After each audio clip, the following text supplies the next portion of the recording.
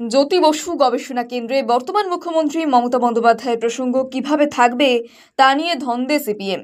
নিউটাউনে এই গবেষণা কেন্দ্রের ভবনের প্রথম পর্যায়ের উদ্বোধন হতে চলেছে আগামী 17 January. Jyoti Basu centre for social studies and রিসার্চের ভবনে মুখ্যমন্ত্রী থাকাকালীন বা পরবর্তী সময়ে জ্যোতিবাবুর সঙ্গে যাদের রাজনৈতিক বা ব্যক্তিগত সুসম্পর্ক কিংবা সখ্য ছিল তাঁদের প্রসঙ্গও থাকবে। 17 জানুয়ারি এই রিসার্চ সেন্টারের ভবনের প্রথম পর্যায়ের উদ্বোধন উপলক্ষে মঙ্গলবার নিউটাউনে এক সাংবাদিক সম্মেলনে ছিলেন বামফ্রন্ট চেয়ারম্যান বিমান বসু এবং সিপিএম রাজ্য সম্পাদক মোহাম্মদ সেলিম, সিপিএম নেতা রবীন দেব, সুখেন্দু পানিগ্রাহীরা। এখানে বিমানবাবুকে প্রশ্ন করা হয় জ্যোতি বসু গবেষণা কেন্দ্রে মমতা বন্দ্যোপাধ্যায়ের প্রসঙ্গ থাকবে কিনা। এই প্রশ্নের সরাসরি উত্তর এড়িয়ে গিয়ে বিমান বসু বলেন, যেসব বিষয়গুলি প্রাসঙ্গিক সেগুলি থাকবে। আমরা অনেকে চলে যাব, কিন্তু সমাজ প্রগতির ধারা অগ্রসর হবেই। তার সঙ্গে সম্পর্কযুক্ত যে বিষয়গুলি রয়েছে তার সঙ্গে যে চরিত্রগুলি আছে সেগুলো গবেষণা কেন্দ্রের গ্রন্থাগার এবং প্রদর্শনী কক্ষে থাকবে। প্রসঙ্গত, মমতা বন্দ্যোপাধ্যায়ের আন্দোলন ছিল জ্যোতি বসুর বিরুদ্ধে, কিন্তু কেন্দ্রে মন্ত্রী হয়ে এসে মমতা প্রথম প্রণাম করেছিলেন জ্যোতি বসুকে। সিপিএম এর হাতে বারবার আক্রান্ত হয়েছেন মমতা।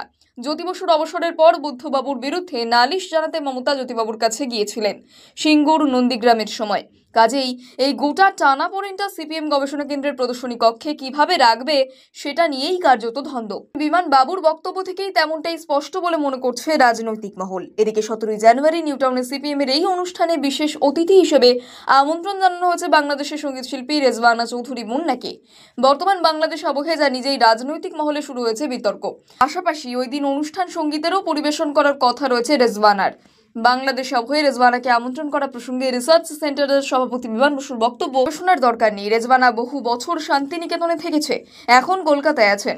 রবীন্দ্রসঙ্গীত শিল্পী হিসেবে তিনি প্রতিষ্ঠিত। বাংলাদেশের মানুষের সঙ্গে পশ্চিমবঙ্গ তথা মানুষের সম্পর্ক খারাপ হোক আমরা কেউ চাই না বলেই প্ররোচনামূলক কথা বলি না।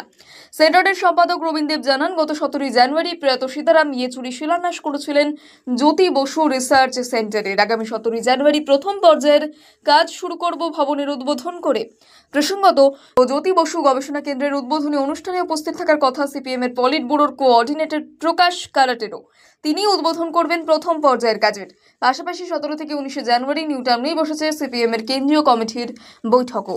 জ্যোতি বসু গবেষণা কেন্দ্রে বর্তমান মুখ্যমন্ত্রী মমতা বন্দ্যোপাধ্যায়ের প্রসঙ্গ কিভাবে থাকবে তা নিয়ে ধন্দে সিপিএম। নিউটাউনে এই গবেষণা কেন্দ্রের ভবনের প্রথম পর্যায়ের উদ্বোধন হতে চলেছে আগামী 17 January. Jyoti Basu centre for social studies and রিসার্চের ভবনে মুখ্যমন্ত্রী থাকাকালীন বা পরবর্তী সময়ে জ্যোতিবাবুর সঙ্গে যাদের রাজনৈতিক বা ব্যক্তিগত সুসম্পর্ক কিংবা সখ্য ছিল তাঁদের প্রসঙ্গও থাকবে। 17 জানুয়ারি এই রিসার্চ সেন্টারের ভবনের প্রথম পর্যায়ের উদ্বোধন উপলক্ষে মঙ্গলবার নিউটাউনে এক সাংবাদিক সম্মেলনে ছিলেন বামফ্রন্ট চেয়ারম্যান বিমান বসু এবং সিপিএম রাজ্য সম্পাদক মোহাম্মদ সেলিম, সিপিএম নেতা রবীন দেব, সুখেন্দু পানিগ্রাহীরা।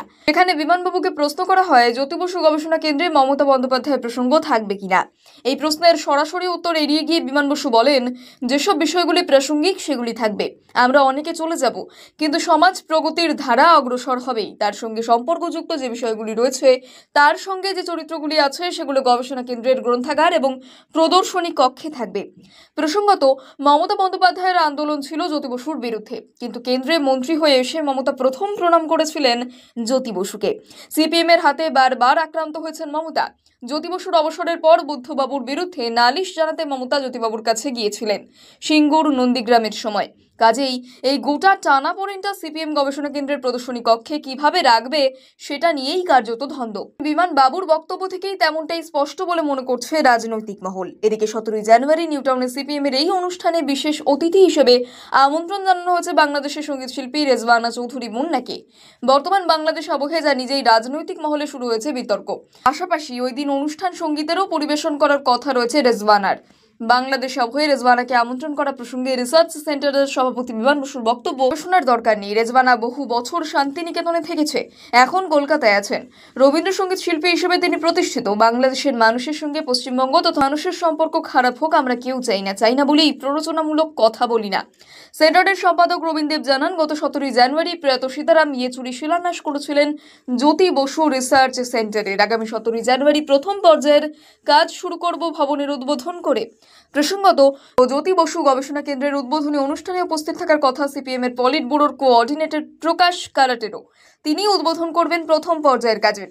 পাশাপাশি 17 থেকে 19 জানুয়ারি নিউটাউনেই বসেছে সিপিএম এর কেন্দ্রীয় কমিটির বৈঠকও।